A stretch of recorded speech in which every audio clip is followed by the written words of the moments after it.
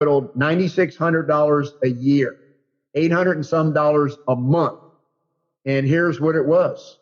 Now, see if any of this applies to you. I've done a lecture once. It's called "What is your Red Bull habit?" Okay, the person every day at work drank 3 Red Bulls, three and a quarter a piece, I think is what they cost, or $3.50 a piece. So that's like $11, counting tax, for Red Bulls a day. Person was eating fast food, averaging $6 a day on fast food. So that's like $17 a day. And then one of the really big ticket items was beef jerky. Now, I don't know how many of you really like beef jerky, but it has become a $1 billion industry. There must be hundreds of brands and types of beef jerky out there, some better than other. Some are so tender and flavorful, the teriyaki kind of thing, the smoked flavors and stuff. But those beef jerky bags that you can get at a 7-Eleven, they can cost as much as $11, $8, $9, $10, $11 a bag that you eat in one day. And so those 3 things, the Red Bulls, eating at fast food every day, and eating beef jerky. Other people might have cigarettes and beer and, things like that. I left that out. When you're thinking about what you spend your money on, think about how much cigarettes and beer you spend your money on, alcohol if you're doing alcohol. Just how do you waste your money? What are you spending your money on?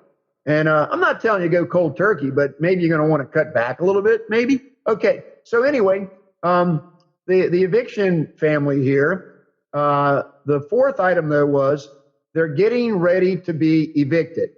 They haven't paid their $1,400 a month rent in 2 months, and they're getting ready to have the next month come due in 5 days.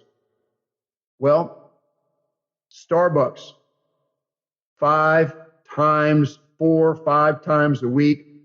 The wife was still doing one of those, latte frappes or whatever you call them. I'm not a Starbucks person.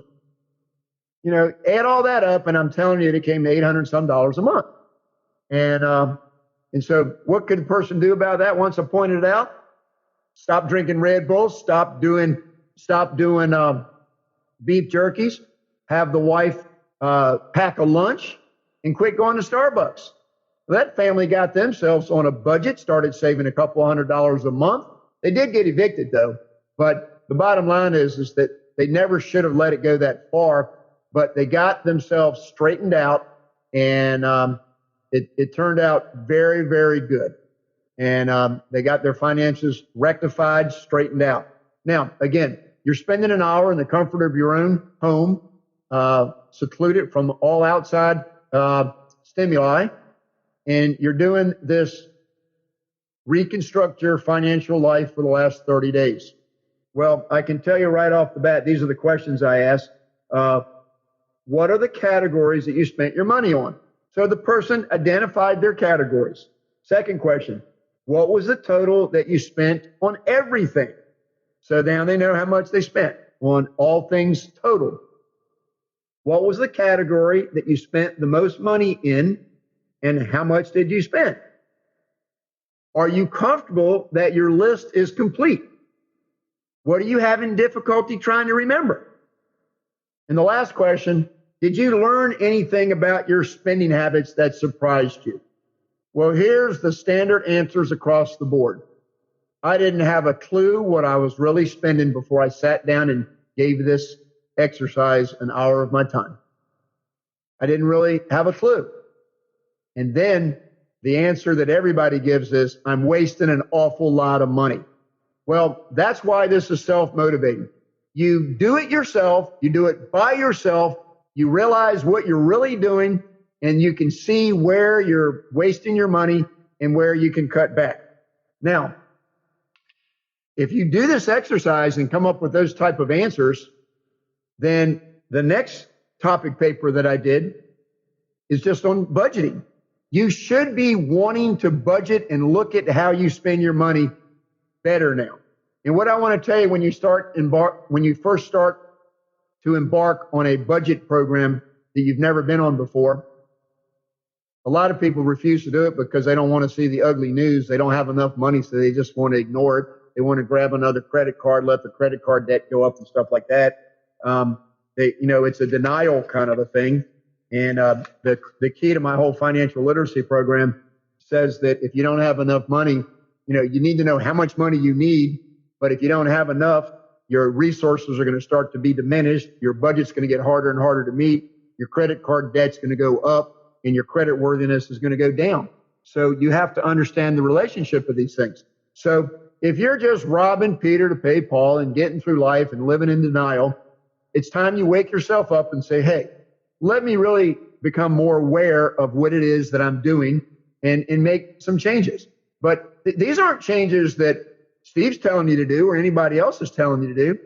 These are changes that you tell yourself you are finally ready to do because you realize that you haven't been paying close enough attention. You've been unaware of what you're doing. So the next lesson is on budgeting. Why is it important to write down your budget? You can answer that for yourself right now so you can see what you ought to be doing. How can budgeting help you reach your goals?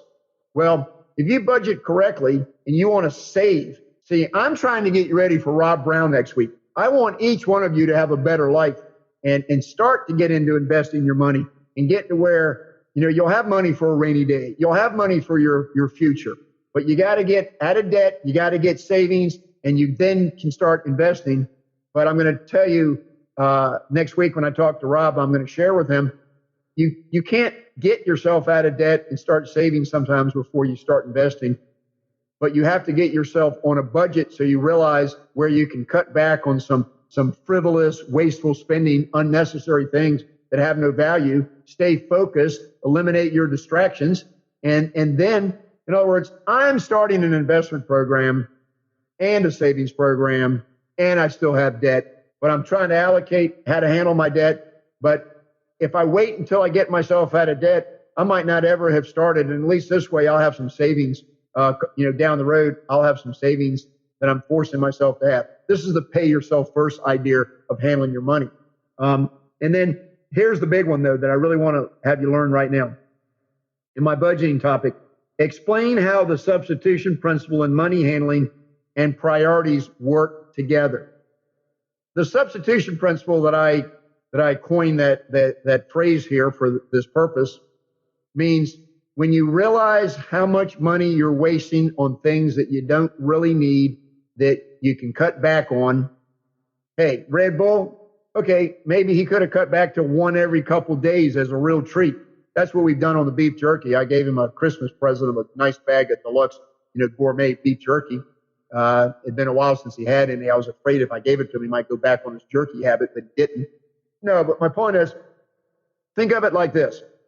If you realize that you're spending money on things that are unnecessary, wasteful, extravagant, no value, and then you go, if I didn't spend so much money on that, I could spend it on things that will help me reach some of my goals.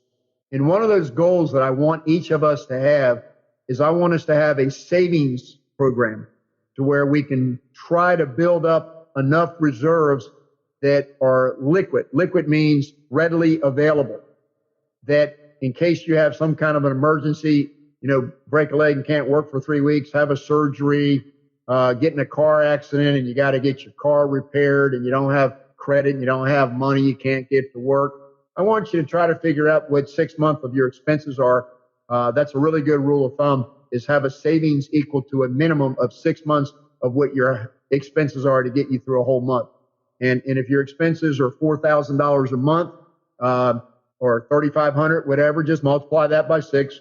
So try to get some money saved up. And that means you can't do it overnight. So, create a savings program that's a disciplined, program. That's what Rob's teaching, especially with investment stuff.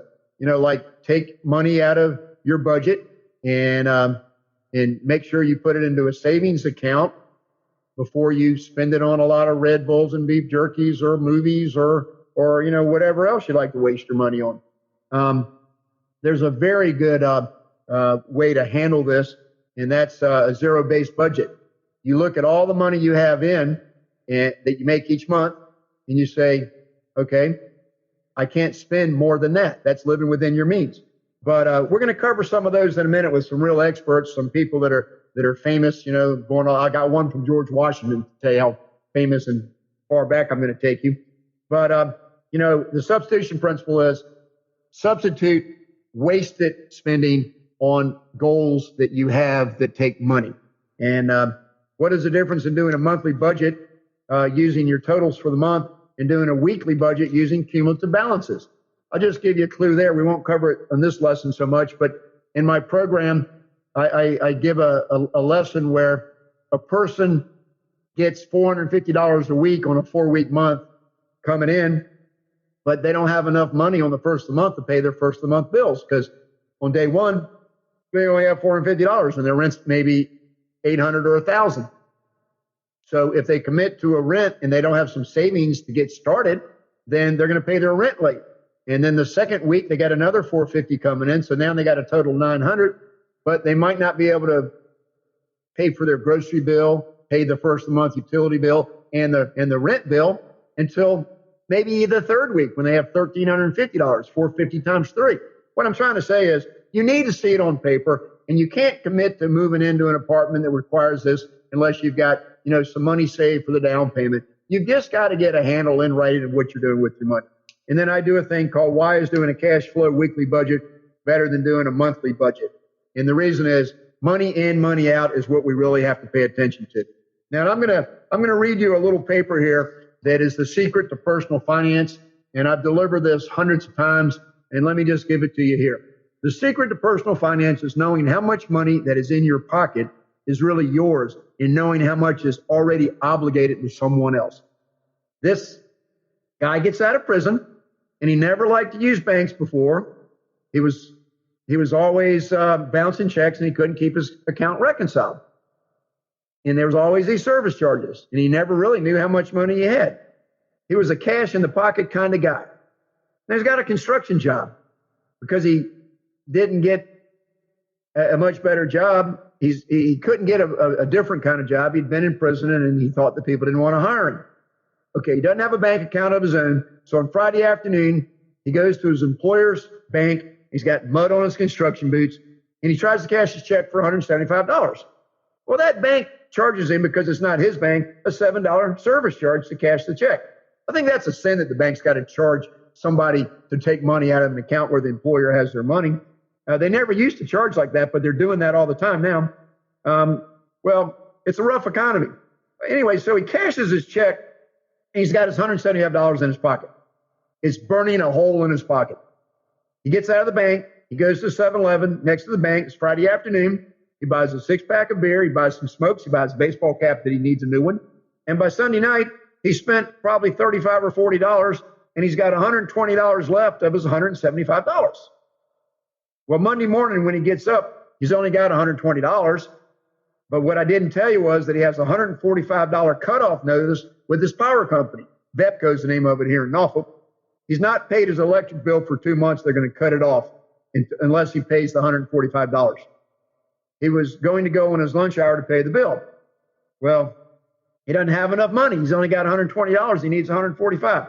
So this guy is really inconveniencing his family because he's going to have the power cut off. Even if he doesn't have a family, he's digging himself into a deeper hole. He will have to pay a reconnect fee, making the situation even worse. So where's this guy going to get the $25 that he needs to pay his VEPCO bill to keep his lights on? That's the wrong answer. No, don't go borrow from somebody else out on the street and pay high interest and get extorted. That's what got you in trouble in the first place, spending money wrong like that. What he should have done on Friday afternoon when he was at the bank was ask the teller for an extra envelope, written VEPCO, the utility company, on the outside, and put the $145 in the envelope and then put it in his other pocket so that he'd have the money ready for Monday. You need to plan ahead. You can't just go day by day. You can avoid pressures by thinking and planning ahead. The secret to personal finance is knowing how much money that's in your pocket is really yours and knowing how much is already obligated to someone else. Okay, so these are the reasons why you need to be looking at your money ahead of time, be paying attention. But if you do the 1-hour exercise that I suggested to you, you're going to realize that you're wasting an awful lot of money and that it's time you stop doing that and you stabilize and